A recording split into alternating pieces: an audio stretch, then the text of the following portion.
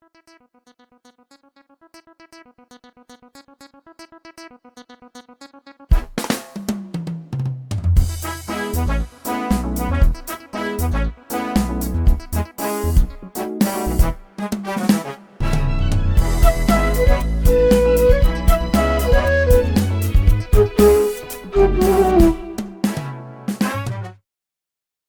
is despised and rejected of men, a man of sorrows and acquainted with grief, and we hid, as it were, our faces from him.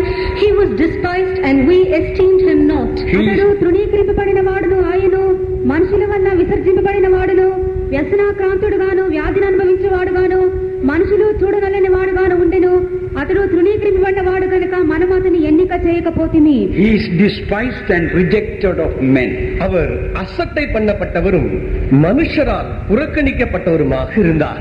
ఆయన తృణీకరింపబడిన వాడును, మనుషుల వలన విసర్జింపబడిన వాడునై ఉండెను. Jesus had many trials, but this was something peculiar to be rejected. இயேசுவின் மேல் எத்தனையோ சோதனைகள் வந்தன.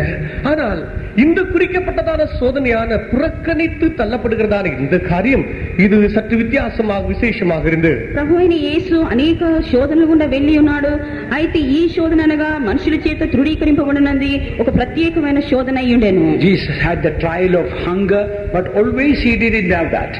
இயேசு கிறிஸ்துவுக்கு பசி என்கிறதான சோதனை இருந்தது.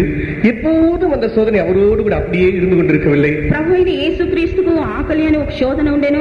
అయితే అది ఎల్లప్పుడూ ఉండినది కాదు. He had the trial of thirst, he had the trial of tiredness, he had the trial of the devil tempting him, but always it was not there. அவர் தாகம் உடையவராக இருந்தார், அவர் களைத்து சோர்ந்து போனவராக ஒருவர் இருந்தார், பிசாசினால் சோதிக்கப்படக்கூடிய இடத்திலும் அவர் இருந்தார்.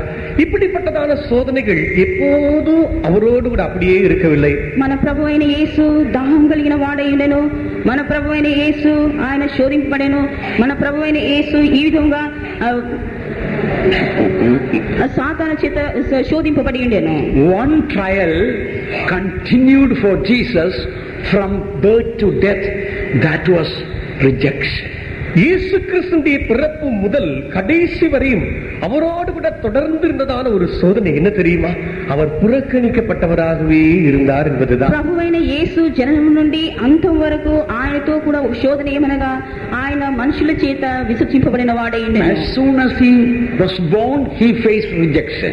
அவர் பிறந்ததான அந்த நேரத்தில் தானே அவர் புறக்கணிக்கப்பட்டவராகவே இருந்தார். ఆయన జన్మించిన వెంటనే ఆయన తృణీకరింపబడి విసర్జింపబడెను. There was no room for them in the inn, no hotel, no lodge, no resting place received Jesus. They all rejected him. அந்த சத்திரத்தில் கூட அவரை வைப்பதற்கு இடமில்லாதது. எந்த விடுதியோ ஹோட்டலோ மற்றும் எந்த ஒரு இடமோ இயேசுவை கிடத்தும்படியாக கொடுக்கப்படவே அனுமதிக்கப்படவே இல்லை.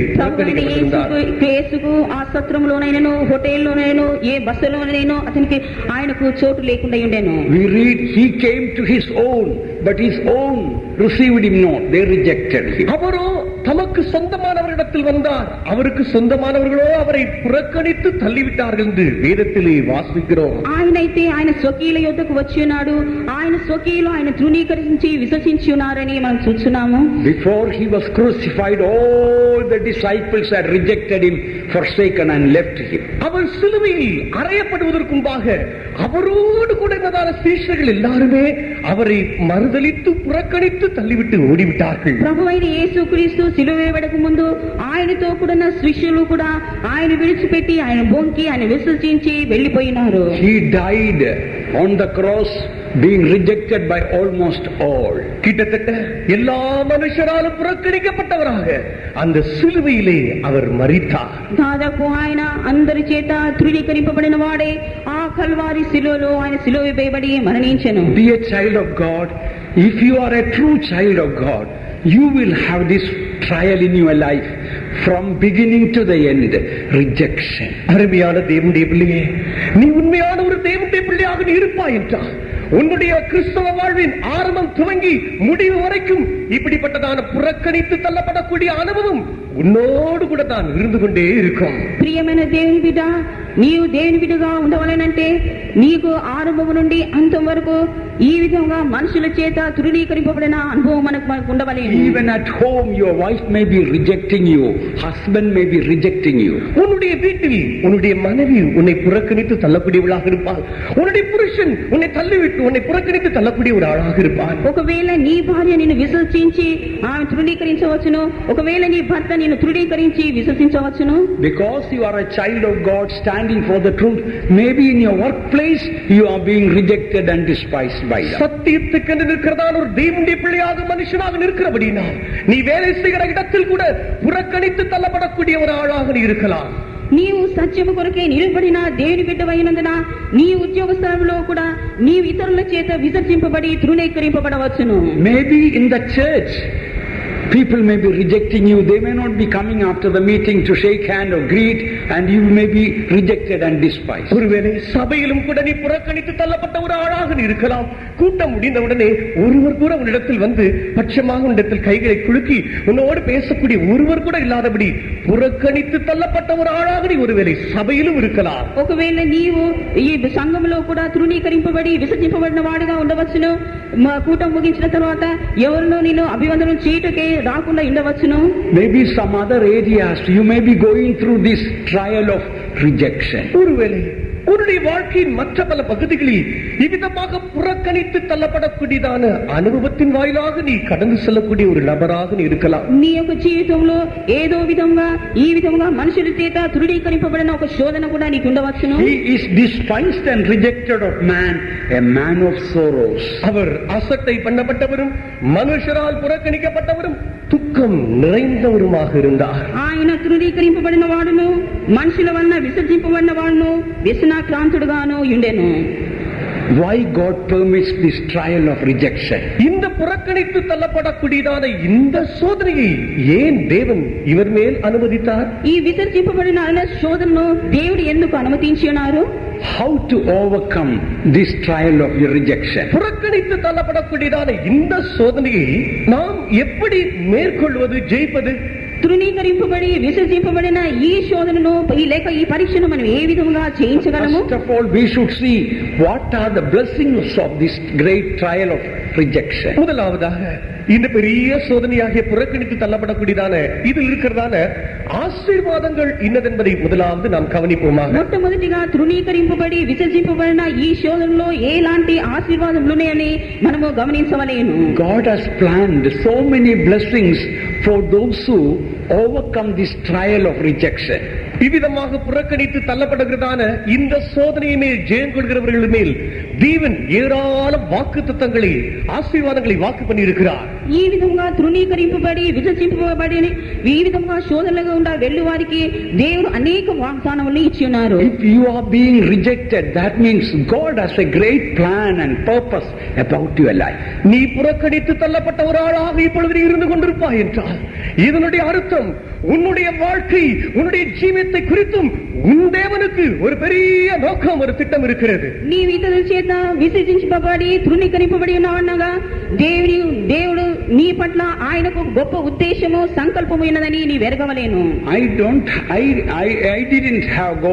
I did not go through so many rejections, but thank God, whatever rejections I have gone through, I found tremendous blessings through that. நான் அதிகமாக இவ்விதமாக அசட்டை பண்ணப்பட்டு புறக்கணிக்கப்படுகிறதான சூழல் வழியாக நான் கடந்து போகவில்லை. ஆனாலும் எனக்கு வந்ததான இவ்விதமாக புறக்கணித்து தள்ளப்படுகிறதான சூழ்நிலைகள் மத்தியிலும் ஜெயங்கொள்ளும்படி, மேற்கொள்ளும்படி என் தேவன் எனக்கு அருள் செய்தபடி நான் என் தேவனை ஸ்தோத்திரிக்கிறேன். నేను నా జీవితంలో తృణీకరింపబడి విసర్జింపబడిన అనేక సందర్భములు ఏర్పడకపోయినప్పటికీ ఈ విధంగా మనుషుల చేత విసర్జింపబడినప్పుడు నేను ఆ శోధనలు జయించటకును దేవుని యొద్ద నుండి ఆశీర్వాదం పొందగలిగి తిని. 1959 when I was born again and when the family came to know that I took water baptism, they threw me out of the house. 1959 ஆண்டு நான் ரட்சிக்கப்பட்டு தண்ணீர் ஞானஸ்நானம் எடுத்துக்கொண்டேன்.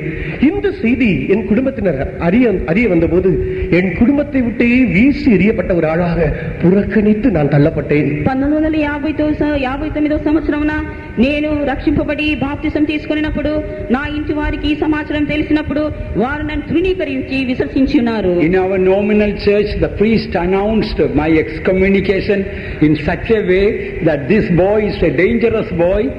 Don't let any family receive him into their house because he will give poisonous doctrines. அப்பொழுது நான் இருந்ததான அந்த பேர் கிறிஸ்துவ சபையில் அப்பொழுது இருந்ததான போதகர் இவ்விதமாக பகிரங்கமாக இந்த செய்தி இவ்விதமாக அறிவித்தார். இந்த குறிக்கப்பட்டதான பையனை குறித்து எச்சரிக்கையாக இருங்கள். இந்த பையனை ஒருவரும் உங்களிடத்தில் வீடுகளிலோ நீங்கள் சேர்க்கவே கூடாது. ஏனென்றால் இவன் அவ்வளவு பயங்கரமான ஒரு பையன். ஏனென்றால் இவனை சேர்த்துக் கொள்வோம் என்றால் கொஞ்சம் கொஞ்சமாக தனக்குள் இருக்கிறதான விஷம் போன்றிருக்கிறதான அந்த உபதேசங்களை நமக்குள் புகுத்து விடுவான். இவனை குறித்து எச்சரிக்கையாக இருங்கள், சேர்க்க కూడాదు నీ పురకరితు ఉంటారు.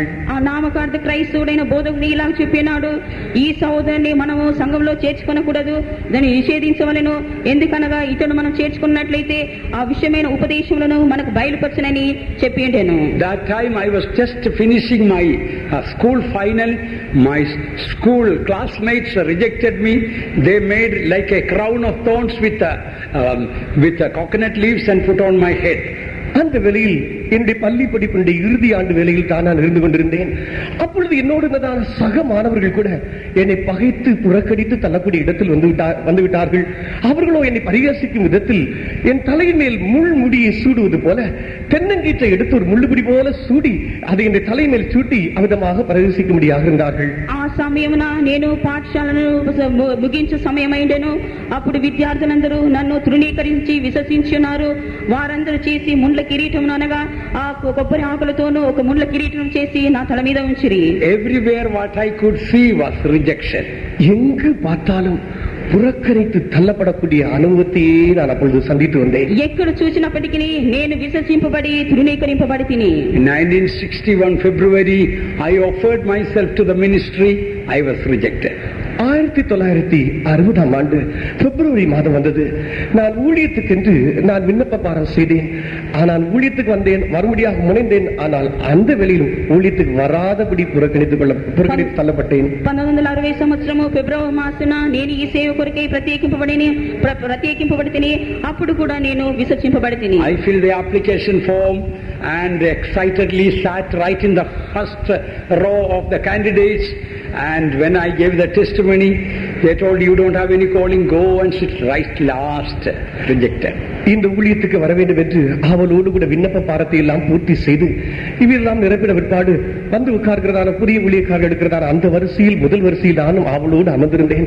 வந்து சாட்சி கொடுக்க வேண்டும் என்று முன்பாக வந்தபோது அவர்கள் என்னை பார்த்து சொல்லிவிட்டார்கள், உனக்கு ஒரு அழைப்பும் கிடையாது, நீ போய் கடைசியில் போய் உட்கார்ந்து கொள் என்று சொல்லி என்னை புறக்கணித்து அனுப்பிவிட்டார்கள். నేను సేవకు రావాలని ఫామ్ తీసుకొని దాన్ని నింపి ఉన్నాను. అది నింపిన తర్వాత సేవకులు తీసుకున్నప్పుడు మొదటి వరుసలో కూర్చొని ఉన్నాను. మొదటి వరుసలో కూర్చున్న తర్వాత నేను సాక్షి చెప్పిన తర్వాత నీకు సరైన పిలుపు లేదు, నీ వెనుక వెళ్లి కూర్చొని అక్కడ కూడా నన్ను విసర్జించి ఉన్నారు. Beloved ones, out of all the trials we go through, the worst one is that when you feel as if God is rejecting you. பிரியமானவர்களே, நாம் கடந்து சென்று சந்திக்கிறதான சோதனைகள் எல்லாவற்றிலும் மிகவும் கஷ்டம் மோசமானது ஒன்று என்று நாம் உணர்கிறது என்னவென்றால், தேவனே நம்மை புறக்கணித்து தள்ளுகிறது போல உணர்வுண்டாகக்கூடிய சோதனைகள் தான். ప్రియులారా, మన జీవితంలో మనం ఎదుర్కొను సమస్యలు లేక పరీక్షలు శోధనలు ఏమనగా ఆ శోధనల పరీక్షల మధ్యలో దేవుడే మనల్ని విసర్జించినట్టుగా కనబడుచున్నది. For Jesus also that was the worst trial. இயேசுவுக்கும் கூட அந்த சோதனை தான் மிக மோசமான பயங்கரமான சோதனையாக வந்தது. ప్రభువైన యేసు కూడా ఈ పరీక్ష లేక శోధన అన్నది చాలా మోసకరమైనది. On the cross it appeared that Father had rejected him and he cried, my God, why hast thou forsaken me? அவள் சிலுவையிலே அறையப்பட்டவராக இவ்விதமாக தொங்கிக் கொண்டிருக்கிறார். அந்த வேளையில் பிதா கூட அவரை கைவிட்டது போல ஒரு அனுபவம் அவருக்குள் உண்டாயிற்று. அப்பொழுது என் தேவனே ஏன் என்னை கைவிட்டீர் என்று அழக்கூடிய சத்தமாக இருந்தது. ప్రభువైన యేసు ఆ సిలువ మీద వేయబడినప్పుడు ఆయన ఒంటరిగా ఉండెను. అందరూ ఆయన విశ్వసించినట్టుగా తోచెను. చివరిగా దేవుడు కూడా ఆయన విశ్వసించి ఉన్నాడని, నా దేవా నా చెయ్యి ఎందుకు విడిచితివని చెప్పెను. Yes, it was true for a moment the Father had forsaken Jesus. ஒரு க்ஷணத்துக்கு அந்த இமைப்பொழுது நேரத்துக்கு இயேசுவை பிதாவானவர் புறக்கணித்து தள்ளப்பட்டது போல் இருப்பது உண்மைதான். యథార్థంగానే ఒక క్షణము ఒక్క రేపు పాటల తండ్రి అయిన దేవుడు కుమార్ని విసర్జించి ఉన్నాడు. Why Jesus had to go through that rejection from the heavenly Father? அந்த பரமபிதாவிடத்திலிருந்து வருகிறதான இவ்விதமாக புறக்கணித்து தள்ளப்படுதலாகிய இந்த சோதனை வழியாக ஏன் இயேசுவும் கடந்து செல்ல நேரிட்டது? పరలోకపు తండ్రి చేత ఎందుకు ప్రభు అయిన యేసు ఈ విధంగా తృణీకరింపబడి విసర్జింపబడిన శోధన గుండా వెళ్ళవలసి వచ్చెను? That was the moment Jesus was carrying the sin of the whole world upon him, and a holy God Father could not look at sin.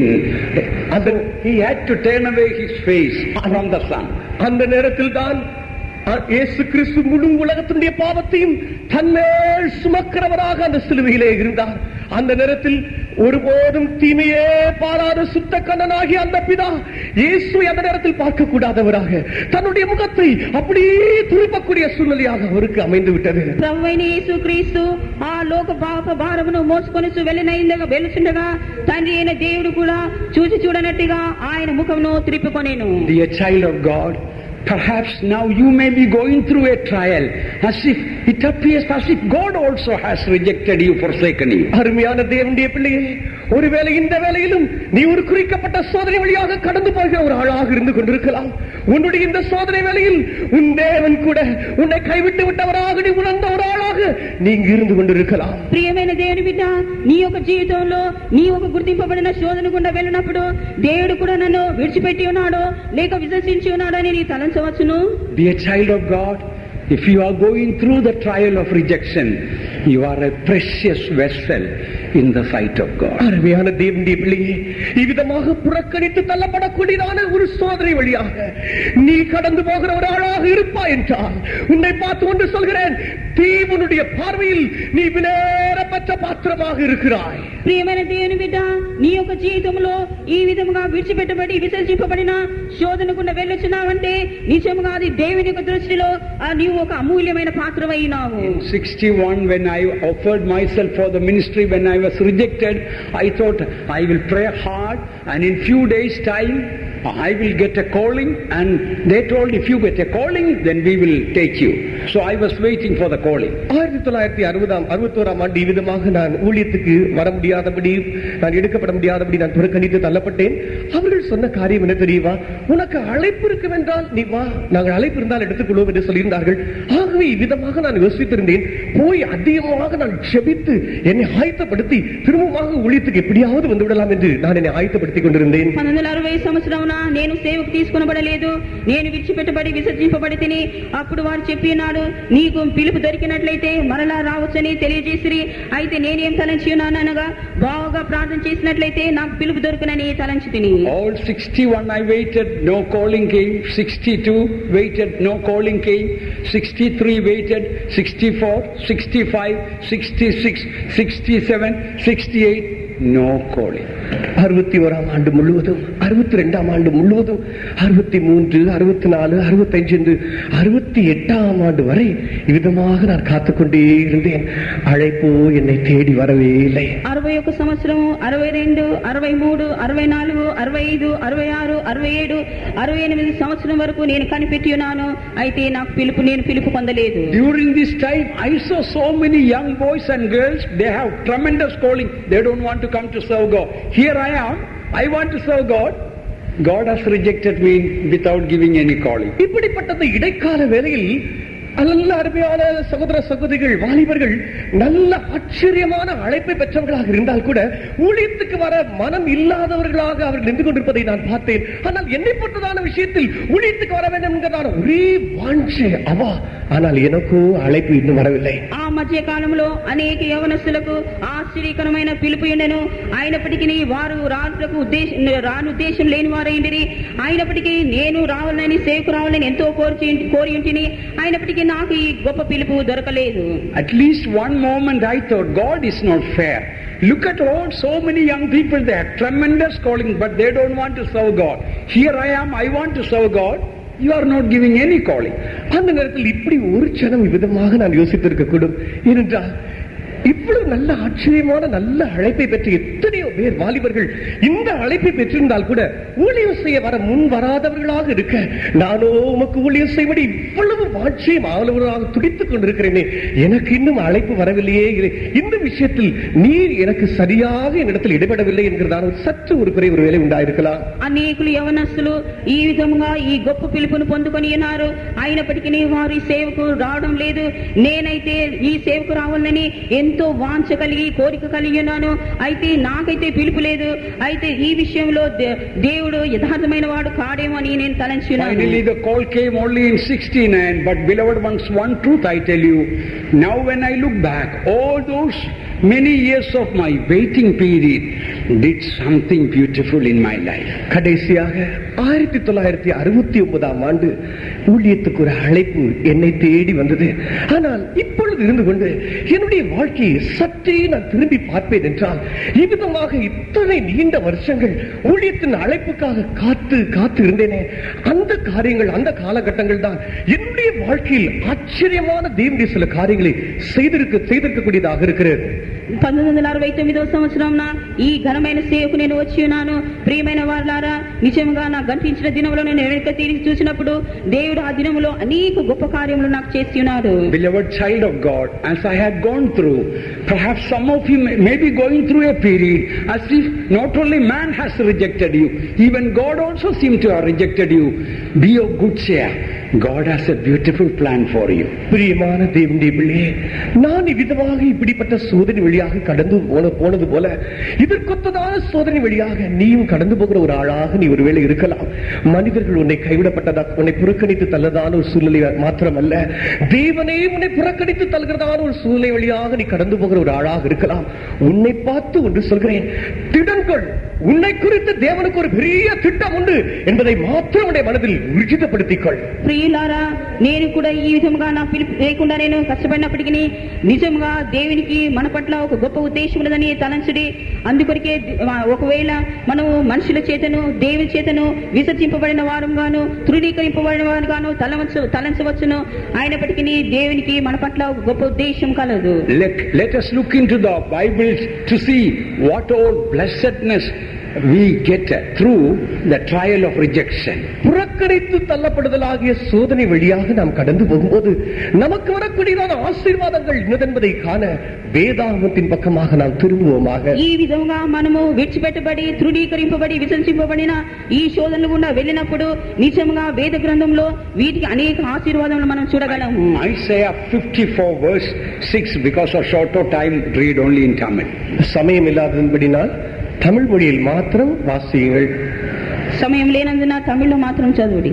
கைவிடப்பட்டு மனம் நொந்தவளான ஸ்திரீயை போலவும் இளம் பிராயத்தில் விவாகம் செய்து தள்ளப்பட்ட மனைவியை போல இருக்கிற உன்னை கர்த்தர் அழைத்தார் என்று உன் தேவன் சொல்கிறார். The Lord hath called thee as a woman forsaken, grieved in the spirit. This is your calling. கைவிடப்பட்டு மனம் நொந்தவளான ஸ்திரீ போல இருக்கிறதான உன்னை கர்த்தர் அழைத்தார் என்று ஏசாயா 54ஆம் அதிகாரம் 6ஆம் வசனத்தில் வாசிக்கிறோம். இதுவே உன்னுடைய அழைப்பாக இருக்கிறது. ஏசாயா 54వ అధ్యాయం 6వ వచనంలో విడవబడి దుఃఖాక్రాంతుడైన భార్యను రప్పించినట్లుగా ఉన్నది, ఇది ఒకవే నీ పిలుపై ఉన్నది. The Lord hath called thee as a woman forsaken and grieved in spirit. கர்த்தரோ கைவிடப்பட்டு மனம் நொந்தவளான ஸ்திரீ போல இருக்கிறதான உன்னை கர்த்தர் அழைக்கிறார் என்று சொல்லப்பட்டிருக்கிறது. இது உன்னுடைய அழைப்பாக இருக்கிறது. దేవుడు నిన్ను విడిచిన వాడుగాను దుఃఖాక్రాంతునిగాను నేను పిలిచి ఉన్నాడనగా ఇది నీ పిలుపైనది. Maybe some of you are going through this rejection now. ஒருவேளை உங்களில் சிலர் இப்படிப்பட்டதான புறக்கணித்து தள்ளுதல் வழியாக கடந்து சென்று கொண்டிருக்கிற ஒரு ஆளாக ఒకవేళ మీరు కూడా ఈ విధంగా విసర్జింపబడిన శోధన గుండా వెళ్ళవచ్చును. Look at the great blessing you are going to receive in the 11th and the 12th verses. நீங்கள் பெறப்போகிறதான பெரிய ஆசீர்வாதங்கள் என்பதை 11, 12 வசனங்களில் பாருங்கள். మీరు పొందబో ఈ గొప్ప ఆశీర్వాదమును 11, 12 వాక్యంలో మనం చూడగలము.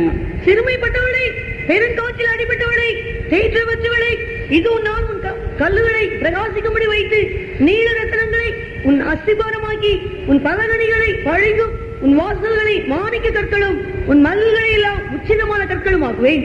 What a beautiful blessings are mentioned here for those who are going through the trial of rejection. புறக்கணித்து தள்ளப்படுகிறதான சோதனை வழியாக கடந்து செல்கிறவர்களுக்கு எவ்வளவு பெரிய நல்ல ஆசீர்வாதங்கள் இங்கு வைக்கப்பட்டிருக்கின்றன. తృణీకరింపబడి విసర్జింపబడిన శోధన గుండా వెళ్ళు వారికి ఎంత గొప్ప ఆశీర్వాదం ఇక్కడ ఉంచబడి ఉన్నది. If you are going through rejection, rejoice. All these blessings are for you. புறக்கணித்து தள்ளப்படுகிறதான ஒரு அனுபவத்தின் வழியாக நீ கடந்து செல்லக்கூடிய ஒரு ஆளாக இருப்பாய் என்றால் மகிழ்ந்து கலிவுறு. இந்த ஆசீர்வாதங்கள் அனைத்தும் உனக்காகவே வைக்கப்பட்டிருக்கிறது. నీవు తృణీకరింపబడి విసర్జింపబడిన శోధన గుండా వెలుచున్నావనగా నీవు ధైర్యంగా ఉండము. ఈ ఆశీర్వాదమును నీవు పొందగలవు. Behold, I will lay thy stones with fair colors. இதோ நான் உன் கல்லுகளை பிரகாசிக்கும்படி நான் வைப்பேன். నేను నీ లాంఛనములతో నీ కట్టడములను కట్టుదును. These precious stones show precious character. இந்த விலையேறப்பட்டதான கற்கள் விலையேறப்பட்டதான சுபாவங்களை நமக்கு காட்டுகிறது. ఈ ప్రశస్తమైన రత్నములు ప్రశస్తమైన స్వభావములను చూపించున్నది. Fair colors means beautiful characteristics. இது பிரகாசிக்கிறதான கல்கள் என்று சொல்லும்போது இது அழகான நல்ல சுபாவங்களை நமக்கு காட்டுகிறது. ప్రశస్తమైన రత్నములు అని చెప్పినప్పుడు అందమైన గుణములు లేక స్వభావములను చూపించున్నది. Thy foundations will be laid with sapphires. நீல ரத்தினங்களை உன் அஸ்திவாரமாக்குவேன். నీలములతో నీ పునాదులను వేయుదును. Your windows will be with the precious stone of agates. உன்னுடைய பலகணிகள் பளிங்குக்கு ஒப்பாக இருக்கும். నీ గుమ్మములన్నీ సూర్యకాంతములతో ఉండును. Your gates will be of carbuncles. உன்னுடைய வாசல்கள் மாணிக்க கற்களாக இருக்கும். మాణిక్యములతో నీ కోటలు ఉండును. All your borders will be pleasant stones. உன் மதில்கள் எல்லாம் அதாவது உன்னுடைய எல்லையெல்லாம் உச்சிதமான கற்களாக்குவேன். నీ సరిహద్దులన్నీ అమూల్యమైన రత్నం వలె ఉండును. All these beautiful, colorful, precious stones show beautiful, precious character God will be instilling in our life. இந்த அழகான பிரகாசிக்கிற வெளியேறப்பட்டதான கற்கள் அனைத்துமே நல்ல சுபாவமான அழகான வெளியேறப்பட்டதான நல்ல சுபாவங்களை நமக்கு இது காட்டக்கூடியதாக இருக்கிறது.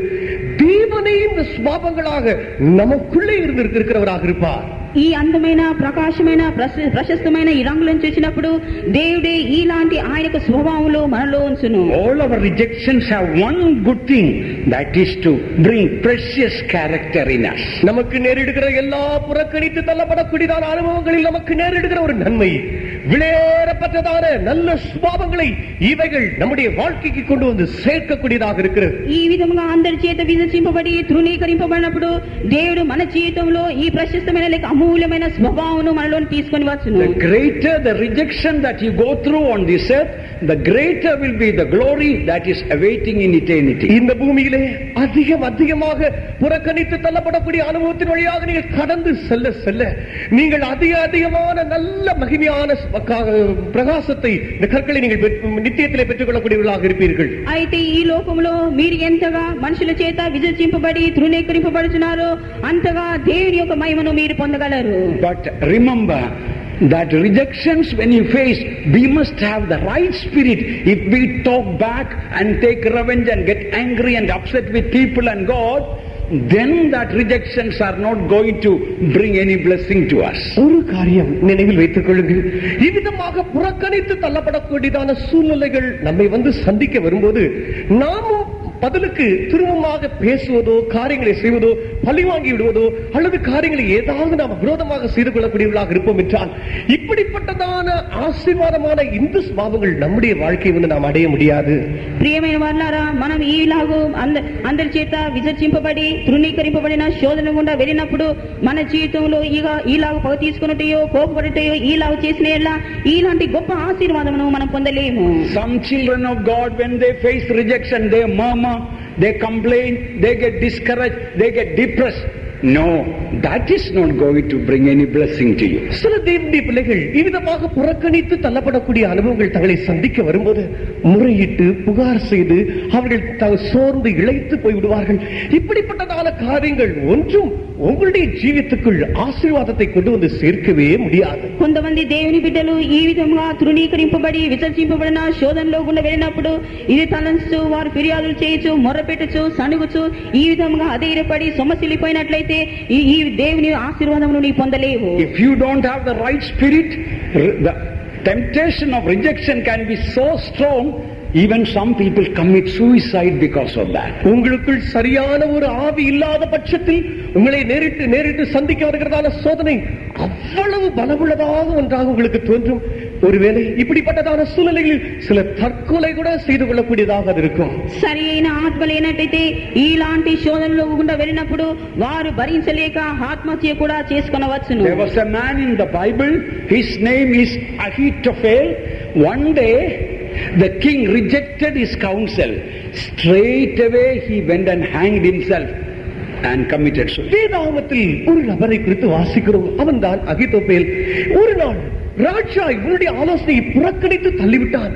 இவன் அந்த க்ஷணத்தில் நேரடியாக போய் நான்கு கொண்டு செத்து விட்டான். పరిశుద్ధ గ్రంథంలో అహితోఫెలు అనే ఒక వ్యక్తిని చూస్తున్నాము. అతని యొక్క ఆలోచన రాజు అంగీకరించినందున అతడు వెంటనే వెళ్లి ఉరివేసుకుని లేక ఆత్మహత్య చేసుకునేను. 2 Samuel 17:23. 2 సాముయేలు 17వ అధ్యాయం 23వ వచనం. 2 సమూయేలు 17వ అధ్యాయం 3వ వాక్యము. அகித்தோப்பேல் தன் யோசனையின்படி நடக்கவில்லை என்று கண்டபோது தன் கழுதையின் மேல் சேதம் வைத்து ஏறி தன் ஊரில் இருக்கிற தன் வீட்டுக்கு போய் தன் வீட்டு காரியங்களை ஒழுங்குபடுத்தி 4 கொண்டு சேர்த்தான். That's enough. So Ahithophel, as soon as he knew that his counsel was rejected, he couldn't take it. Immediately he committed suicide. இந்த அகித்தோப்பேல் தன்னுடைய ஆலோசனை புறக்கணித்து தள்ளப்பட்டதான இந்த காரியத்தை அவனால் ஏற்று அதை சகிக்க முடியவில்லை. அவன் நேரடியாக போய் 4 கொண்டு செத்தான். అయితే అహితోఫెలు ఆయనకు ఆలోచన తృణీకరింపబడి విసర్జింపబడినందున వెంటనే అతడు ఉరి వేసుకునేను. If you cannot handle rejection in the right spirit, you can never handle honor and exaltation properly. நீங்கள் சரியான ஒரு ஆவியுடையவர்களாக இருந்து உங்களை சந்திக்க வருகிற புறக்கணித்து தள்ளப்படுதலாக இந்த சோதனையை நீங்கள் கையாடாத பட்சத்தில் பிற்பாடு வருகிறதான பேர், புகழ், கீர்த்தி, கனம் இப்படிப்பட்ட சூழ்நிலைகள் வரும்போது அதை உங்களால் சரியாக இருந்து நீங்கள் செயல்படுத்தி அதை கையாள முடியாது. సరైన విధముగా లేనప్పుడు అయితే ఈ విధముగా వెళ్ళినప్పుడు పేరు, పొగడ్తలు ఇవన్నీ ఉన్నప్పుడు ఇది సరైన విధంగా తెలుసుకోనకుండా Induru. Those saints in the Bible who had handled rejection in the right spirit, God made them very great. வேதாகமத்தில் பார்க்கும்போது இவ்விதமாக புறக்கணித்து தள்ளப்படுதலை சரியான ஆவியோடு கூட சந்தித்ததான பரிசுத்தவான்கள் எல்லாரும் பிற்பாடு தேவன் அவர்களை பெரிதாக உயர்த்தினதாக நாம் காண்கிறோம். ఈ విధమైన సరైన ఆత్మ గలవారు, శరీరమైన గ్రహింపు గలవారు ఇలాంటి శోధనలో కూడా వెళ్ళిన తర్వాత వారు గొప్ప ఆశీర్వాదం పొంది ఉన్నారని మనం చూస్తున్నాము. Joseph was rejected by his brethren, hated, put in the pit, and afterwards he was rejected and put in the prison. There, in all these rejections, he was in the right spirit, and later on God raised him to the governor of Egyptian empire. இந்த யோசேப்பை பாருங்கள். இவனோ இவனுடைய சகோதரரால் பகைக்கப்பட்டு அந்த குழிக்குள்ளே தள்ளிவிடப்பட்டான். பிற்பாடு அங்கிருந்து எடுக்கப்பட்டு பகைக்கப்பட்டு சிறைச்சாலைக்குள்ளே அனுப்பப்பட்டான். இவ்விதமாக யோசேப்பு புறக்கணித்து தள்ளப்படுகிறதான சூழல் வழியாக கடந்து சென்றால் கூட சரியான ஒரு ஆவியுடையவனாக இதை சந்தித்துக் கொண்டே இருந்தபடினால் பிற்பாடு தேவன் இவனை அந்த தேசம் முழுவதுக்கும் அதிபதியாக இருக்கக்கூடிய அளவுக்கு தேவன் இவனை உயர்த்தி விட்டார் என்று பார்க்கிறோம். యోసేపును చూడండి, అతని యొక్క సహోదరులు ఆయన ద్వేషించి గోతిలో వేసి ఉన్నారు. అది తదుపరుగు ఆయన చెరసాల్లో వేసి ఉన్నారు. అక్కడ కూడా అతన్ని విశ్వసించి తృణీకరించి ఉన్నారు. అయినప్పటికీ దేవుడు చూడండి, తదుపరి కాలంలో దేవుడు ఆ రాజ్యంలో అధిపతిగా దేవుడు నియమించి ఉన్నాడు. No time to mention about David, how he was rejected. Daniel, although he was 10 times wiser than all the magicians, how the king did not invite him first, and like that you can see so many people rejected and how they were raised later. தாவீது எவ்விதமாக புறக்கணித்து தள்ளப்பட்டான். மற்றும் தானியேலை எடுத்துக்கொள்ளுங்கள். மற்ற எல்லாரை காட்டிலும் ஞானிகளை காட்டிலும் 10 மடங்கு விவேகம் ஞானம் உள்ள ஒருவனாக இருந்தான். இப்படிப்பட்ட ஒரு நபராகி இவனை ராஜா முதலாவது வந்து காரியங்களை கேட்கும்படியாக அழைப்பு கொடுக்கவில்லை. இவ்விதமாக புறக்கணித்து தள்ளப்பட்டாலும் கூட சரியான ஆவியுடையவர்களாக இருந்தபடினால் பிற்பாடு இவர்கள் எவ்விதமாக உயர்த்தப்பட்டார்கள் என்பதை நாம் வாசிக்கிறோம். சமயம் இல்லாதபடினால் விவரமாக சொல்வதற்கு நமக்கு இடம் கொடுக்கிறதில்லை. దావీదు కూడా ఏ విధంగా ఆయన తృణీకరింపబడి విసర్జింపబడి ఉన్నాడో మనం ఎరిగినామో ఆ విధంగా దానియేలు కూడా అందరి జ్ఞానుల కంటే ఎంతో జ్ఞానవంతుడైనప్పటికీ అతడు తృణీకరింపబడి విసర్జింపబడినప్పటికీ అతనికి సరైన ఆత్మ ఉన్నందున అతడు రాజు చేత హెచ్చింపబడేను. Dear child of God, God has got a very great plan about you. That is why at the moment you are facing the trial of rejection. அருமையான தேவனுடைய பிள்ளையே, உன்னுடைய வாழ்க்கையை குறித்து தேவனுக்கு ஒரு பெரிய திட்டமுடையவராக இருக்கிறார். இது நிமித்தமாகத்தான் இப்பொழுது தற்காலிகமாக இப்படிப்பட்டதான புறக்கணித்து தள்ளப்பட்டது போல ஒரு சூழ்நிலை வழியாக உன் தேவன் உன்னை நடத்தி கொண்டே வருகிறார். ప్రియమైన దేవుని బిడ్డ, నీ యొక్క జీవితంలో దేవునికి ఒక గొప్ప సంకల్పము ఉన్నది కాబట్టి నేను ఈ విధముగా అందరి చేత తృణీకరింపబడి విసర్జింపబడిన శోధన గుండా తీసుకొని వెళుతున్నాడని నీవు గ్రహించుము. In fact, all through the Bible, when we read those great saints in the Bible, they all had one trial of rejection. உண்மையாக சொல்ல வேண்டும் என்றால் வேதாகமத்தில் பார்க்கிறதான பெரிய பரிசுத்தவான்கள் எல்லாரையும் எடுத்து நான் பார்க்கும்போது இவருடைய வாழ்க்கையில் ஒரு குறிக்கப்பட்ட சோதனை வழியாக அவர்கள் எல்லாரும் கடந்து சென்றது புறக்கணித்து தள்ளப்படுகிறதான இந்த சோதனை தான். అయితే మనం పరిశుద్ధ గ్రంథంలో గొప్ప పరిశుద్ధులను మనం చూస్తున్నాము. వీరి యొక్క జీవితంలో చూసినప్పుడు ఈ విధముగా అందరి చేత విసర్జింపబడి తృణీకరింపబడిన మారకుండా వెళ్ళి ఉన్నారు.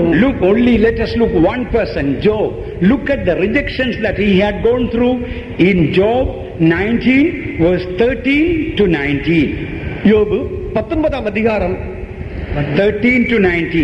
13 முதல் 19 வரை உள்ளதான வசனப்பகுதிகளை பாருங்கள். இவ்விதமாக இந்த யோபு புறக்கணித்து தள்ளப்படுகிறதான ஒரு அனுபவத்தின் வழியாக கடந்து போனான் என்று பார்க்கிறோம். యోబు 19వ అధ్యాయము 13 to 19. 13 నుండి 19వ వాక్యంలో మనం చూస్తున్నాము. என் சகோதரரை என்னை விட்டு தூரப்படுத்தினார். எனக்கு அறிமுகமானவர்கள் எனக்கு அந்நியராய் போனார்கள். என் பந்து ஜனங்கள் விலகி போனார்கள். என் சிநேகிதர் என்னை மறந்து விட்டார்கள். என் வீட்டு ஜனங்களும் என் வேலைக்காரிகளும் என்னை அந்நியனாக எண்ணுகிறார்கள். அவர்கள் பார்வைக்கு நான் பரதேசியானேன். நான் என் வேலைக்காரனை கூப்பிடுகிற போது அவன் எனக்கு உத்தரவு கொடான். என் வாயினால் நான் அவனை கெஞ்ச வேண்டியதாயிற்று. என் சுவாசம் என் மனைவிக்கு வேறுபட்டிருக்கிறது. என் கற்பத்தின் பிள்ளைகளுக்காக பரிதபிக்கிறேன். சிறு பிள்ளைகளும் என்னை அசட்டை பண்ணுகிறார்கள். நான் எழுந்தால் அவர்கள் எனக்கு விரோதமாய் பேசுகிறார்கள். என் பிராண சிநேகிதர் எல்லாரும் என்னை வெறுக்கிறார்கள். நான் சிநேகித்தவர்கள் எனக்கு விரோதியானார்கள். Look at everywhere that great saint experienced rejection. எங்கு பார்த்தாலும் இந்த பெரிய பரிசுத்தவான் புறக்கணித்து தள்ளப்படுதலையே அவன் சந்தித்துக் கொண்டு வருவதை பாருங்கள். ఎచ్చట చూసినప్పటికీ ఈ గొప్ప పరిశుద్ధుడు ఏ విధముగా తృణీకరింప విసర్జింపబడి ఉన్నాడో చూడండి. He had put my brethren far from me. என்னுடைய சகோதரரை என்னை விட்டு அவர் விலக்கி தூரப்படுத்தினார். నా బంధువులు నా ఎదురు నుండి దూరంగా వెళ్ళి ఉన్నారు. సహోదరుడు, mine acquaintance are very estranged from me. எனக்கு அறிமுகமானவர்கள் எனக்கு அந்நியராய் போனார்கள். నాకు పరిచయమైన వారు నాకు అన్యులుగా అయినారు. My kinsfolk have failed. என் பந்து ஜனங்கள் விலகி போனார்கள். నా బంధువులు నా యుద్ధకు రాకయున్నారు. My familiar friends have forgotten me. என் குடும்ப சிநேகிதர்கள் கூட என்னை மறந்து போனார்கள். నా ప్రాణ స్నేహితులందరూ నన్ను మర్చిపోయి ఉన్నారు. They that dwell in my house, my maids count me for a stranger. என் வீட்டு ஜனங்களும் என் வேலைக்காரிகளும் என்னை அந்நியனாக எண்ணுகிறார்கள். నా ఇంటి దాసదాసులు జనులు నన్ను అన్యునిగా ఎంచిరి. I called my servant and he gave me no answer. Even the servants rejected me. நான் என் வேலைக்காரனை கூப்பிடுகிற போது அவன் எனக்கு உத்தரவு கொடுக்கிறதில்லை. என் வேலைக்காரன் கூட என்னை புறக்கணித்து தள்ளிவிட்டான். నేను నా పనివాడిని పిలువగా వాడేమియో పలకకుండా ఉన్నాడు. వాడిని పిలిచినప్పుడు కూడా వాడు నన్ను తృణీకరించి ఉన్నాడు. I entreated my servant with my mouth, but he didn't listen. நான் என் வாயினால் என்னுடைய வேலைக்காரனை நான் கெஞ்சி வேண்டுகிறேன், ஆனால் அவனோ செவி கொடுக்காமல் இருக்கிறான். నేను నా పనివాడిని బతిమాలికొని ఉన్నాను, అయినప్పటికీ వాడు చెవి ఇవ్వలేదు.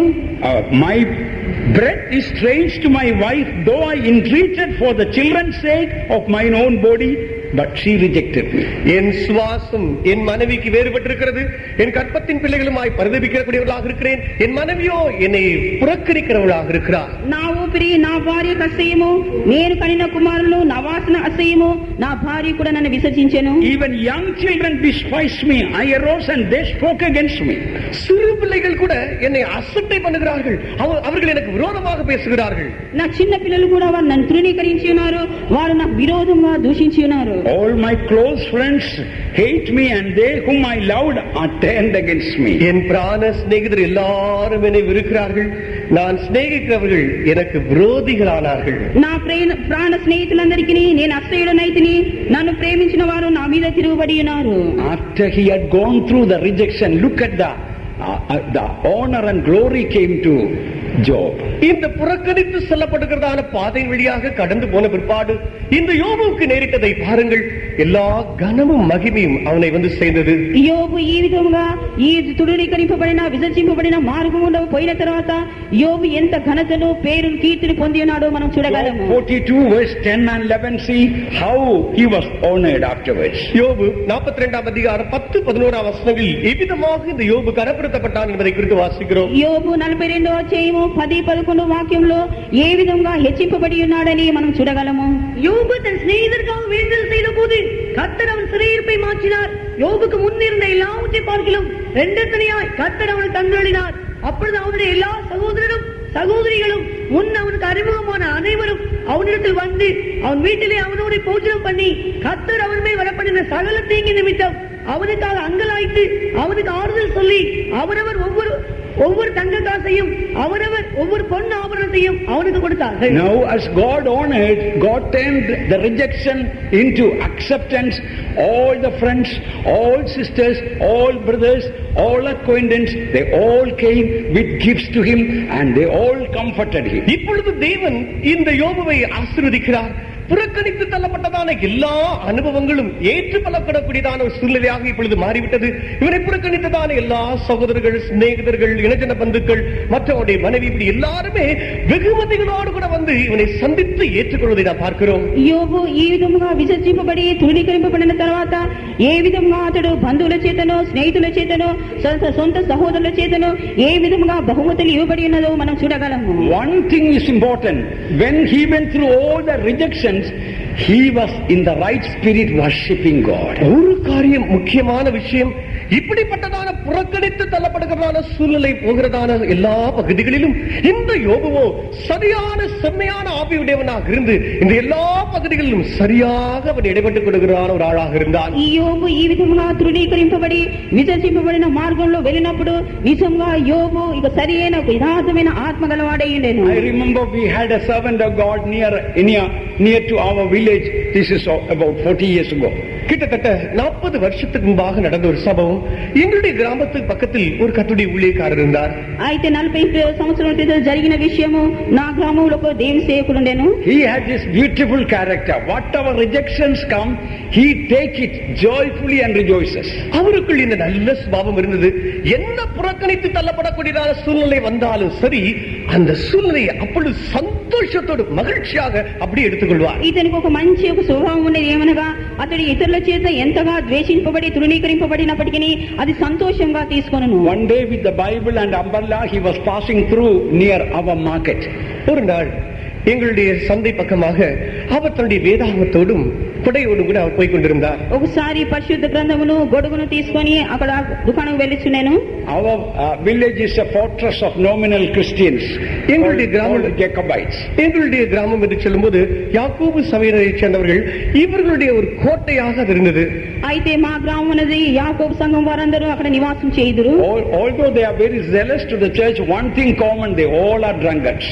அவர்கள் தம்முடைய சபையை பற்றிதான விஷயத்தில் அவ்வளவு பக்தி வைராக்கியம் நிறைந்தவர்களாக இருந்தாலும் கூட ஒரு காரியம் அவர்களிடத்தில் பொதுவாக இருந்தது என்னவென்றால் கிட்டத்தட்ட எல்லாருமே குடிக்கிற பழக்கமுடையவர்களாக குடிகாரர்களாக இருந்தார்கள். వారు మా సంఘస్థులందరూ భక్తి వైరాగ్యం గలవారైనప్పటికీ ఒక కార్యం వారందరూ చాలా మంది త్రాగుబోతులైనారు. As the servant of God was passing through the market, all those drunkards wanted to mock and humiliate the servant of God. இந்த கர்த்தருடைய ஊழியக்காரன் இந்த சந்தை வழியாக கடந்து போகிறதான வேளையில் இவ்விதமாக அங்குள் இருந்ததான அந்த குடிகாரர்கள் இந்த கர்த்தருடைய ஊழியக்காரனை பார்த்த உடனே இவர் மேல் பரியாசம் பண்ணி இவரை எப்படியாவது சிறுமைப்படுத்த வேண்டும், இழிவுபடுத்த வேண்டும் என்று எண்ணினார்கள். అయితే ఈ దేవుని సేవకుడు ఈ విధంగా మార్కెట్ గుండా వెళ్ళినప్పుడు ఈ త్రాగుబోతులు ఇతనిని ఏ విధంగా దూషించి అపహసించవలనని తలంచిరి. They all carried him on the shoulder and was taking him to the market to mock him in the market. அவர்கள் எல்லாரும் வந்து அவரை தங்களுடைய தோளில் சுமந்து கொண்டு அந்த சந்தைக்குள்ளாக போய் எல்லாரும் சந்தைக்குள்ளாக சென்று அந்த மார்க்கெட்டுக்கு முன்பாக எல்லாருக்கும் முன்பாக இவரை பரியாசம் பண்ணும்படியாக கொண்டு போனார்கள். వారందరూ కలిసి అతని భుజం మోసుకొని వెళ్లి ఆ మార్కెట్ మధ్యలో వెళ్లి అందరి ముందుగా అపహసిస్తూ మాట్లాడుచుండిరి. So when he was taken to the market, he raised the Bible and closed the eyes and prayed, Lord, even the bishops don't get such a great honor to be carried.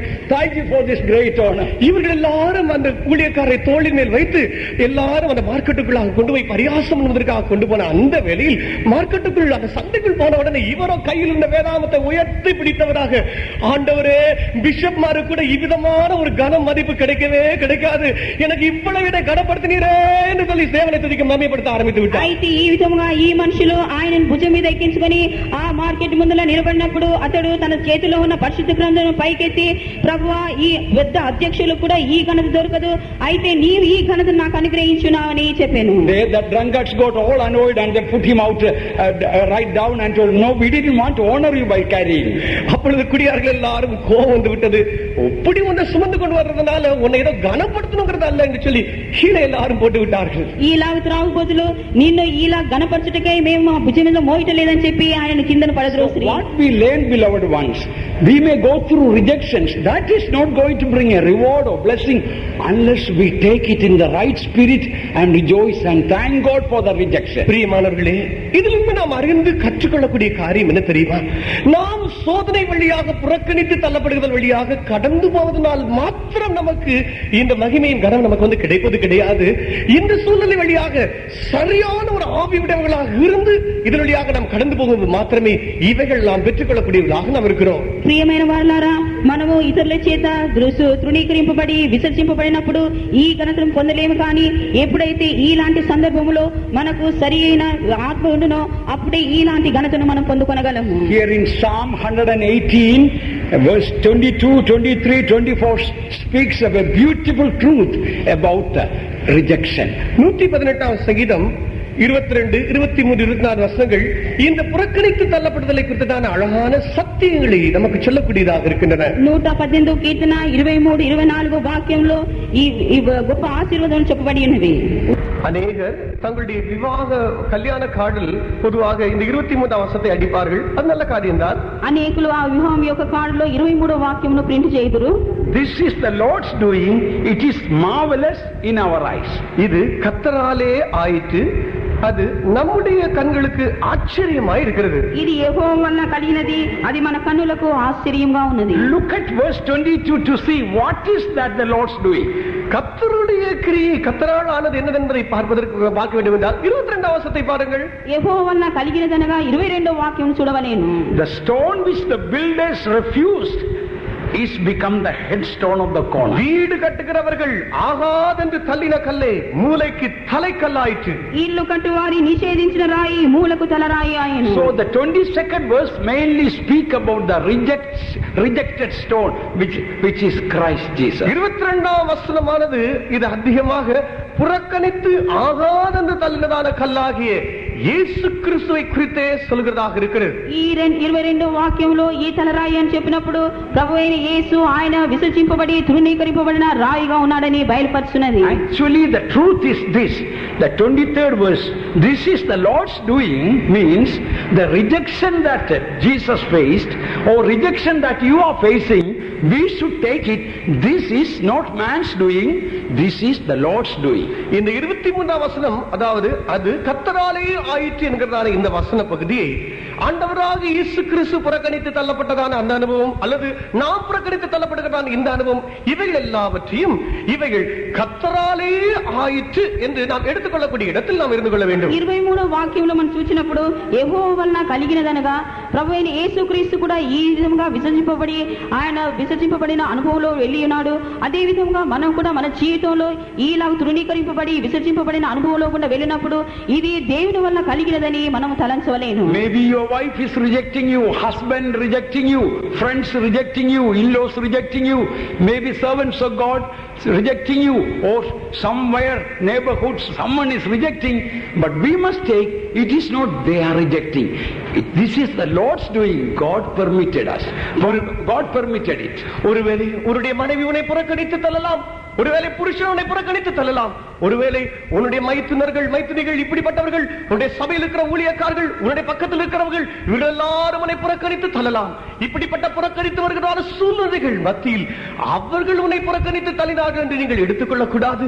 இது கர்த்தராலே ஆயிற்று என்று நீங்கள் அதை அப்படியே எடுத்துக்கொள்ள வேண்டும். ఒకవేళ నీ భార్యను విశ్వసించవచ్చును, ఒకవేళ నీ భర్త విశ్వసించవచ్చును, లేక నీ ఇరుగు పొరుగు వారు, బంధువులు, సంఘములో ఉన్న దేవుని సేవకులు ప్రతి ఒక్కరును విశ్వసించవచ్చును, తృణీకరించవచ్చును.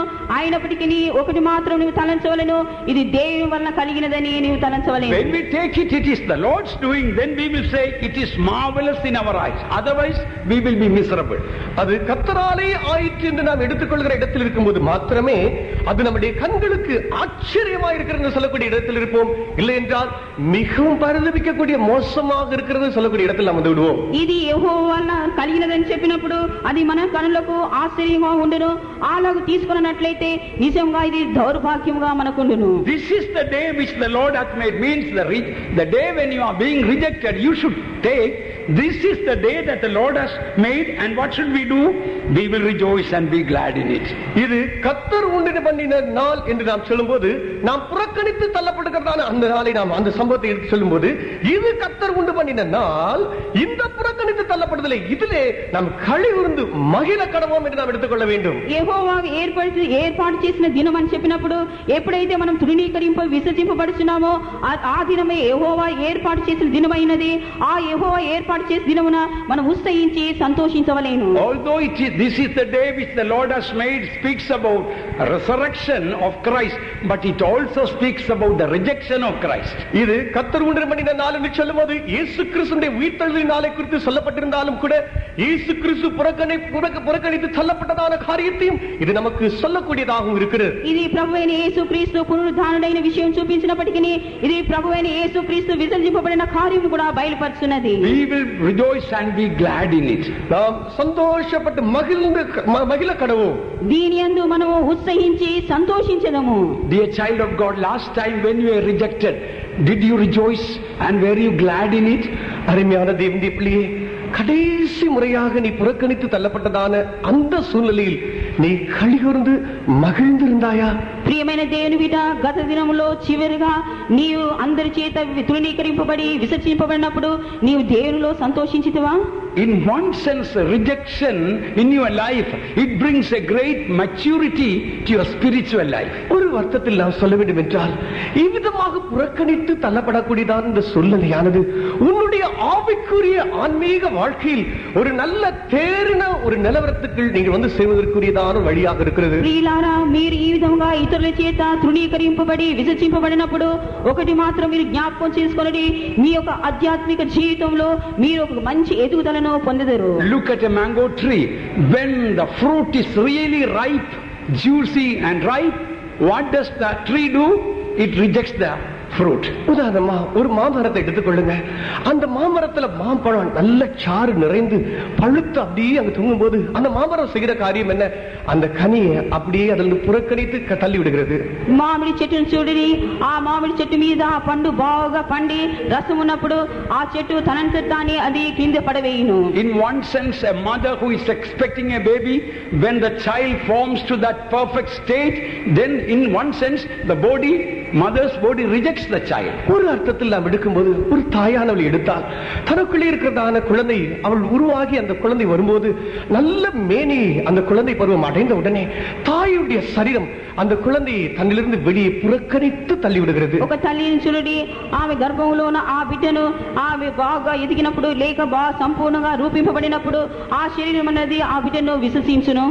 Beloved children of God, in the past you might have gone through so many rejections, but were you glad in it or were you sad in it? அருமையான தேவனுடைய பிள்ளையே, கடந்த நாட்களில் பல்வேறு விதமான புறக்கணித்து தள்ளப்படுகிற சூழ்நிலை வழியாக நீ கடந்து போயிருக்கலாம்.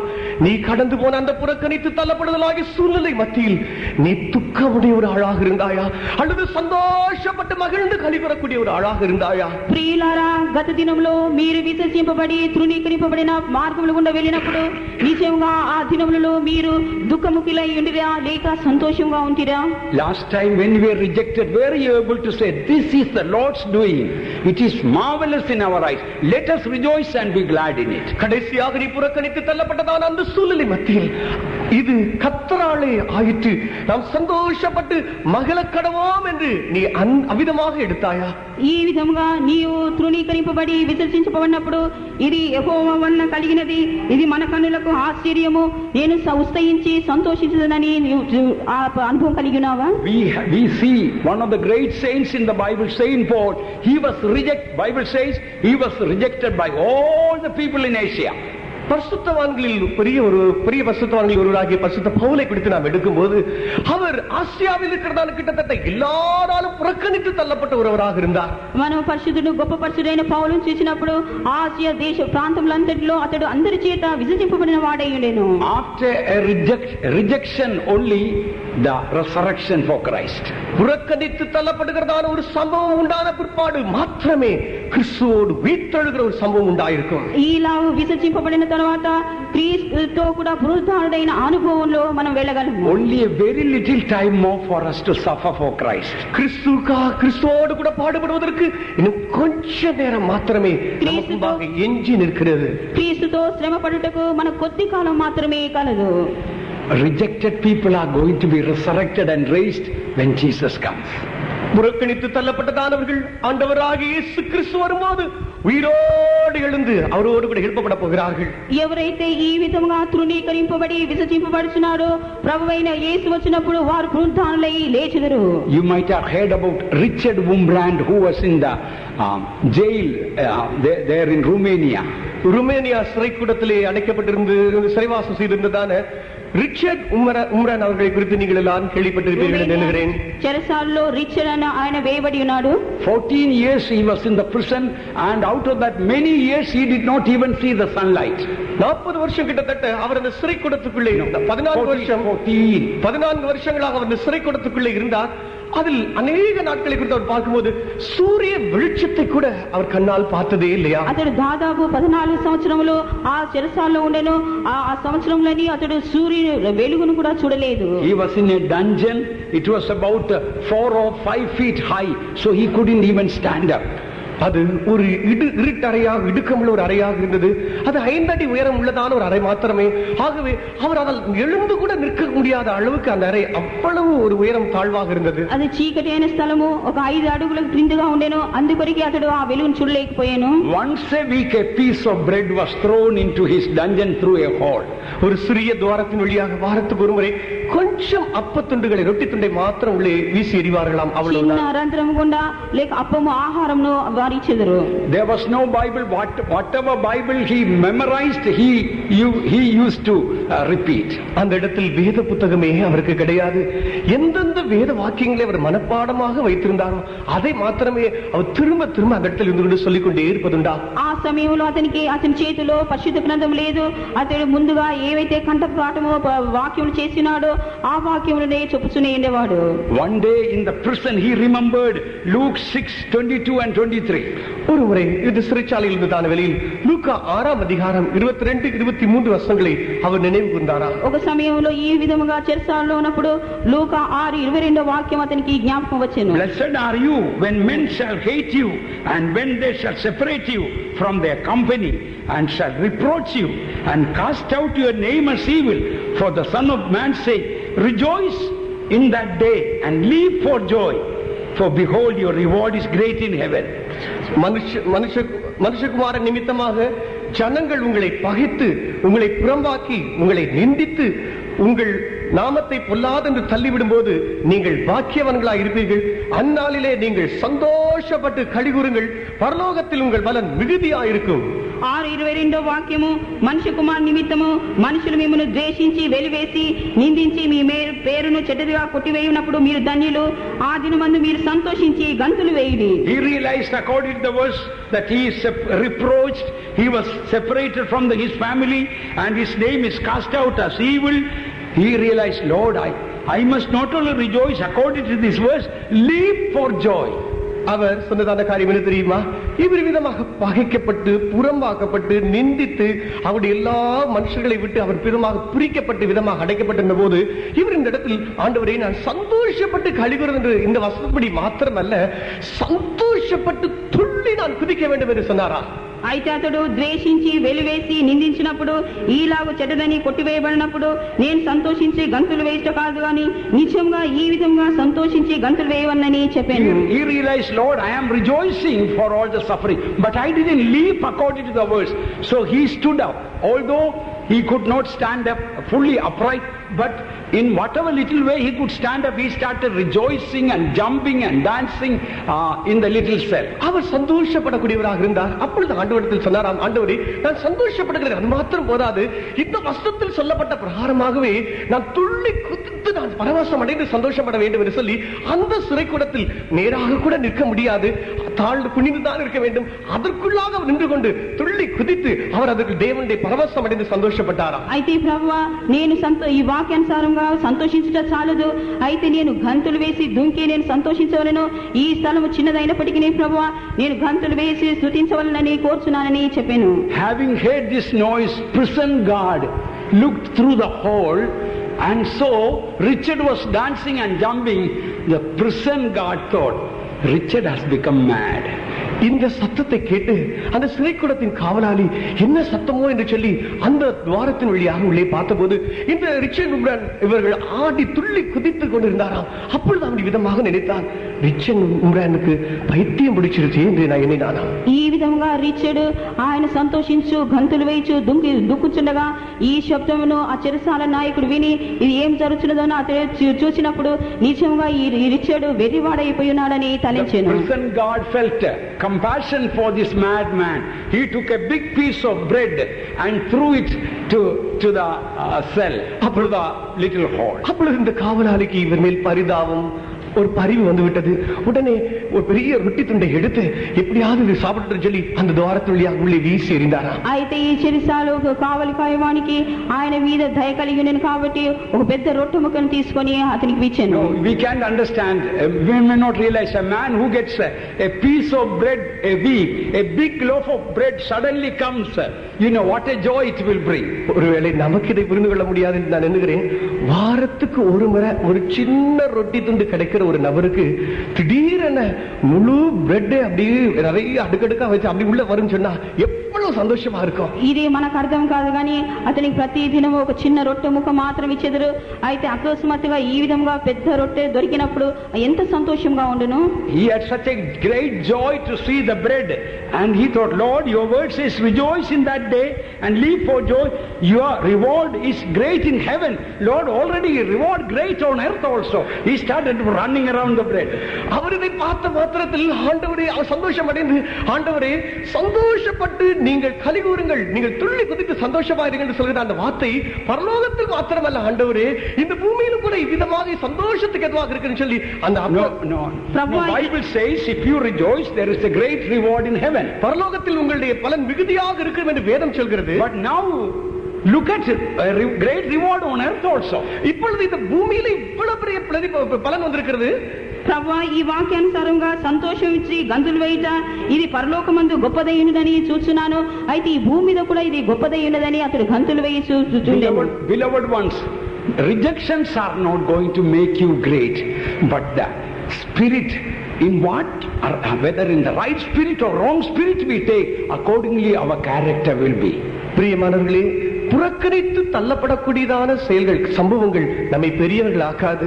அதை எந்த சரியான ஒரு ஆவியோடோ அல்லது சரியில்லாதவர்களான ஒரு ஆவியோடு ஏற்றுக்கொள்கிறோமோ இதை பொறுத்துதான் அது நம்முடைய சுபாவத்தை உருவாக்கக்கூடியதாக நமக்கு இருக்கிறது. ప్రియులారా, మనం విసర్జింపబడి మనం తృణీకరింపబడినప్పుడు ఇది మనకు గొప్ప ఘనతను తీసుకొని రాదు కానీ మనం ఇది సరైన ఆత్మగా తీసుకొనిచున్నామా లేక సరిగాని ఆత్మలో తీసుకొనిచున్నామా అని దాని మీదనే ఉండును. ఆ విధముగానే మన స్వభావం కూడా రూపింపబడును. At the moment some people may be rejecting you. இப்பொழுது இப்படிப்பட்ட சூழ்நிலைகளில் உங்களை சிலர் புறக்கணித்தவர்களாக நீங்கள் இருக்கலாம். ఒకవేళ ఇప్పుడు ఇలాంటి పరిస్థితుల్లో ఒకవేళ నిన్ను ఇతరులు విసర్జించిన వారే ఉండవచ్చును. If you get upset and angry with them, that rejection is not going to bring resurrection. அதில் தொந்தரவுப்பட்டு நீங்கள் அவர்கள் மேல் கோபப்படுவீர்கள் என்றால் இந்த புறக்கணித்து தள்ளப்படுதல் உங்களுக்குள் அந்த உயிர்த்தெழுதலை கொண்டு வராது. అయితే ఈ విధంగా ఎవరైనా మిమ్మల్ని విసర్జించినప్పుడు వాని ద్వేషించి కోపడినట్లయితే ఈ పునరుద్ధానమును మీరు పొందలేరు. Although King Saul was raised as the first king of Israel, one thing, he could not handle rejection. இந்த சவுல் சமஸ்த இஸ்ரவேலுக்கு முதலாவது ராஜாவாக உயர்த்தப்பட்டிருந்தாலும் கூட ஒரு காரியம், இந்த புறக்கணித்து தள்ளப்படுதலை அவனால் சரியாக அதை கையாள முடியவில்லை, ஏற்றுக்கொள்ள முடியவில்லை. సౌలును చూసినప్పుడు అది మొట్టమొదటి రాజుగా అతను నియమింపబడ్డప్పటికీ అతని జీవితంలో ఇలా విసర్జింపబడి తృణీకరింపబడినది అతడు అంగీకరించలేదు. When the maiden in Israel, they sang, Saul killed thousands and David killed 10,000s. He couldn't take that. Oh, they are ascribing only thousands to me and 10,000 to David. He couldn't take that rejection. He got very angry. இந்த இஸ்ரவேலுடைய ஸ்திரீகள் வந்து இவ்விதமாக பாடினார்கள், சவுல் கொன்றது 1000, தாவீது கொன்றது 10000 என்று சொன்னபோது இதை கேட்ட மாத்திரத்தில் சவுலுக்கு நான் கொன்றது வெறும் 1000, தாவீதுக்கோ 10000 என்று சொல்லி இவ்விதமாக அந்த வார்த்தையை, அந்த புறக்கணித்து தள்ளப்படுதலை அவனால் ஏற்றுக்கொள்ள முடியவில்லை. అప్పుడు ఇశ్రాయేలు స్త్రీలందరూ సౌలుకు 1000 కొలదిగాను దావీదుకు 10000 కొలదిగాను పాడినప్పుడు ఈ విధంగా సౌలు విసర్జించబడి తృణీకరింపబడినప్పుడు అతడు అది సంతోషంగా తీసుకోలేకపోయాను. Jesus was the rejected stone. Rejected stone became the headstone. இயேசு கிறிஸ்து புறக்கணித்து தள்ளப்பட்ட ஒரு கல்லாக இருந்தார். புறக்கணித்து தள்ளப்பட்டதான இந்த கல்லே அது மூலைக்கல்லாயிற்று. ప్రభువైన యేసుక్రీస్తు తృణీకరింపబడి విసర్జింపబడిన రాయిగా ఉండెను, ఆ రాయే మూల రాయి అయ్యెను. If you are being rejected, God also has a great plan about you. நீங்கள் புறக்கணித்து தள்ளப்பட்டதான ஒரு ஆளாக இருப்பீர்கள் என்றால் உங்களை குறித்தும் தேவனுக்கு ஒரு பெரிய திட்டம் இருக்கிறது. మీరు కూడా మీ జీవితంలో ఈ విధంగా ఇతరుల చేత తృణీకరింపబడి విసర్జింపబడినట్లయితే దేవునికి మీ గురించి ఒక గొప్ప ఉద్దేశం కలదు. Let us repent and turn to God. In the past, when we rejected, if we did not rejoice, rather remorsed in it. புறக்கணித்து தள்ளப்பட்டதான கடந்த கால வாழ்க்கையில் நாம் சந்தோஷப்பட முடியாதவர்களாக அதை எதிர்த்து நிற்கிற ஒரு ஆளாக இருப்போம் என்றால் இந்த வேளையிலே நாம் அதற்காக மனஸ்தாபப்பட்டு மனம் திரும்பி வருவோமாக. గత దినంలో ఈ విధంగా ఇతరుల చేత విసర్జింపబడి తృణీకరింపబడినట్లయితే మనము సంతోషంగా తీసుకొనకుండా ఉండినట్లయితే ఈ సమయంలో ఇప్పుడు మనం దేవుని యొద్ద పశ్చాత్తాపడి మారు మనసు పొందుతాము. Soon the rejected saints are going to be resurrected and raised. அதி சீக்கிரத்தில் புறக்கணித்து தள்ளப்பட்டதான பரிசுத்தவான்கள் உயிரடைந்து எழும்ப போகிறார்கள். ఈ విధముగా విసర్జింపబడి తృణీకరింపబడిన పరిశుద్ధులందరూ ఈ విధముగా లేచి పునరుద్ధానులు అవుతారు. When we are rejected, let us say, this is the Lord's doing. It is marvelous in our eyes. Let us rejoice and be glad in it. புறக்கணித்து தள்ளப்படுகிற ஒரு ஆளாக இருப்போம் என்றால் இது கர்த்தரால் ஆயிற்று, நாம் சந்தோஷப்பட்டு மகிழ கடவோம். இது கர்த்தர் உண்டு பண்ணினார் என்று சந்தோஷப்பட கடவோம். ఈ విధముగా మనము తృణీకరింపబడి విసర్జింపబడినప్పుడు ఇది దేవుని వలన కలిగినది, ఇది మన కనులకు ఇంపుగానున్నది, మనమందరము కలిసి ఉత్సహించి సంతోషించదమని చెప్పేదము. As we read earlier, you are a woman called as forsaken, so that all the precious stones, all the precious character may adorn your character. நாம் சற்று முன்பே வாசிக்க கேட்டது போல புறக்கணித்து தள்ளப்பட்டதான ஒரு ஸ்திரீ போல நீ இருக்கிறாய். நீயோ பிற்பாடு நீ நன்றாக அலங்கரிக்கப்பட்டு விலையேறப்பட்டதான கற்களினாலே நீ தரிப்பிக்கப்படக்கூடியதான ஒரு ஆளாக இருப்பாய். మనం ముందుగా చదివిన వాక్యానుసారంగా నీవు విడవబడిన విసర్జింపబడిన ఒక స్త్రీవైనట్లయితే భయపడకము. నీవైతే ఆ ప్రశస్త రక్తముల చేతను ప్రశస్తమైన స్వభావముల చేతను నీవు నింపబడదు, అలంకరింపబడదు. Let me emphasize one truth and close my words. ஒரு காரியத்தை நான் வலியுறுத்தி, அந்த சத்தியத்தை நான் வலியுறுத்தி நான் முடிக்கிறேன். నేను ఒక సత్యమును మీకు తెలియజేసి ఆపవేయుదును. Jesus had so many trials, but one particular trial from birth to death he had. இயேசு கிறிஸ்துவுக்கு எத்தனையோ சோதனைகள் அவரை வந்து சந்தித்தன. ஆனால் அவருடைய பிறப்பு முதல் முடிவு வரை ஒரு குறிக்கப்பட்ட சோதனை வந்து கொண்டே இருந்தது. ప్రభువైన యేసుక్రీస్తు జీవితంలో అనేక శోధనలు పరీక్షలు వచ్చినాయి. అయితే ఒక శోధన మాత్రము ఆయన పుట్టుక నుండి అంతం వరకు అతనితో కూడా వచ్చాను. When Jesus was born, he was rejected. No one gave a little room for him. When he died on the cross, all rejected him. இயேசு கிறிஸ்து பிறந்தபோது அவரை கிடத்தி வைப்பதற்கு கூட ஒருவரும் இடம் கொடுக்கவில்லை. சத்திரத்தில் கூட இடம் கொடுக்க கூடாத இடத்தில் அவர் இருந்தார். அவர் மரித்ததான வேளையிலும் கூட அவர் புறக்கணிக்கப்பட்டவராக அவர் விதமாக மரித்தார். ప్రభు అయిన యేసుక్రీస్తు జన్మించినప్పుడు కూడా అతనికి ఉండుటకు సత్రంలో కూడా స్థలం లేకుండెను. అయితే అతడు సిలువ వేయబడినప్పుడు కూడా అతడు అందరి చేత విసర్జింపబడి తృణీకరింపబడిన వాడుగా ఉండెను. Our calling also is like the calling of Jesus. Till the end we may face rejection. நம்முடைய அழைப்பும் கூட ஆண்டவராக இயேசு கிறிஸ்துவின் அழைப்பை போன்றுதான் இருக்கிறது. முடிவு வரையும் நமக்கு கூட புறக்கணிக்கப்படக்கூடியதான அனுபவங்களை நாம் சந்தித்துக் கொண்டே இருக்கத்தான் வேண்டும். ప్రభు అయిన యేసుక్రీస్తు ఏ విధముగా ఈ అనుభవం కలిగి ఉండెనో అదే విధంగా మన జీవితంలో కూడా అందరి చేత విసర్జింపబడిన తృణీకరింపబడిన అనుభవం కూడా మనకు కూడా ఉండును. If we rejoice in rejections, we will be raised and resurrected. புறக்கணித்து தள்ளப்படுகிறதில் நாம் சந்தோஷப்பட்டு மகிழக்கூடியதான ஒரு ஆளாக இருப்போம் என்றால் நாம் கூட உயிரோடு எழுப்பப்படக்கூடியவர்களாக நாம் இருப்போம். అయితే మనం కూడా మన జీవితంలో ఈ విధంగా తృణీకరింపబడి విసర్జింపబడిన నిశ్చయముగా మనము లేచి పునరుద్ధానం అవుతాము. May the Lord bless us. ஆண்டவர் தாமே நம்மை ஆசீர்வதிப்பாராக. ప్రభువే మనల్ని ఆశీర్వదించునుగాక. மக பரிசுத்தரான ஆசாரியரே, நீங்கள் மனுஷரால் தள்ளப்படினும் மக பரிசுத்த